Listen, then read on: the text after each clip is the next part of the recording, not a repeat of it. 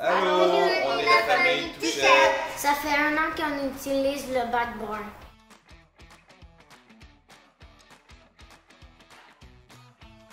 Il y a 1 an, nous avons demandé à la famille Touchette de participer à notre campagne sur la collecte des matières organiques. On les rencontre aujourd'hui pour savoir comment ils se débrouillent avec leur bac brun. À l'arrivée du compost, ça a été un petit défi de trouver premièrement une place pour le petit bac dans la maison parce que c'est pas nécessairement très design, puis ça prenait de la place. Après ça, ça a été d'intégrer ça dans nos habitudes. Là. Les enfants étaient sensibilisés aussi à ça. Donc, des fois, c'est mes enfants qui me disaient « Non, maman, ça va dans le bac à compost. » Fait qu'on s'est habitué graduellement. Puis là, ça fait vraiment partie de... C'est vraiment intégré là, dans notre routine de famille. Et c'était aussi au début, est-ce que ça, l'article qu'on allait jeter, allait bien au compost? Fait qu'on vérifiait là, sur le petit tableau qu'on nous avait donné, oui, c'est beau, ça y va ou non, on peut pas. Et comment ça se passe avec les enfants?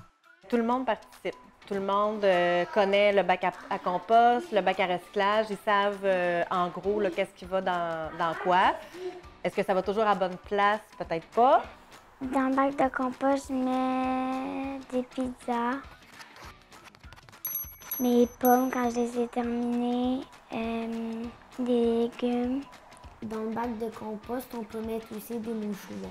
Le gazon aussi, ça va dans le bac brun. Mais chez les Touchettes, on préfère l'herbier-recyclage. Je ramasse pas le gazon dans le sac qui vient avec la tondeuse pour le rejeter après au compostage. Je laisse le gazon là, directement. Je le coupe, il tombe sur le sol. Pour moi, mais ça fait un bel engrais là, à devenir là, pour le gazon.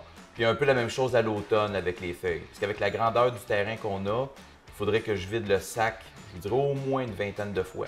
Parlons des odeurs. C'est sûr, si le bac est bien fermé, les odeurs, on les sent Non, pas. C'est ça. On a développé des trucs aussi, comme on a pris des plus grands plats de plastique où on mettait de la nourriture, qu'on mettait dans le congélateur. Comme ça, il n'y avait pas d'odeur, surtout l'été. Puis, on a aussi un grand garçon qu'on a mandaté pour aller régulièrement vider le petit bac dans le grand bac à l'extérieur.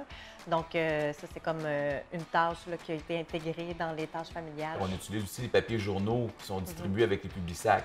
On redonne au moins une deuxième vie au papier qui est arrivé dans la maison. Puis aussi, on lave régulièrement le petit bac. Là. Ça fait partie, dans la vaisselle qu'on fait, c'est pas plus long de nettoyer le petit bac. Avec un enfant en couche, ça ne doit pas être facile. Pour la gestion des odeurs, on a décidé de mettre les bacs plus à l'ombre sur le côté de la maison. Comme ça, quand on arrive, quand on rentre dans la maison, quand on sort, on n'a pas nécessairement l'odeur des couches. Pourquoi c'est important de participer à la collecte des matières organiques? Le compost, c'est bon pour la nature. À la place de jeter dans la nature, on le met dans le bac à compost. C'est comme un peu de la terre qui va aller nourrir la terre un peu. Mais ça doit pas toujours être facile. À un moment donné, papa il a ouvert le compost, il y avait plein de mouches.